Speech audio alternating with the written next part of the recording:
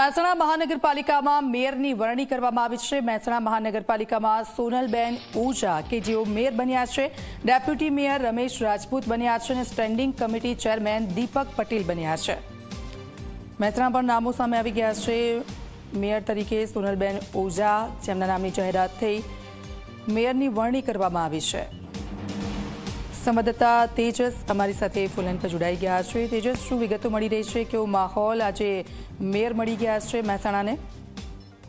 બિલકુલ થી દીક્ષિતા, ખાસ કરીને વાત કરીએ તો મહેસાણા મહાનગરપાલિકા બન્યા બાદ આ પ્રથમ વખત જે છે તે આ ઇલેક્શન જે છે ચૂંટણી યોજાઈ હતી, તેમાં ભાજપનો ભગવો લહેરાયો હતો। ત્યારે આજ રોજ જે છે તે ભાજપ કમલમ કાર્યાલય ખાતે મેયરની જાહેરાત કરવામાં આવી છે। મેયર તરીકે હાલમાં સોનલબેન ઓઝાની જે છે જાહેરાત કરવામાં આવી છે।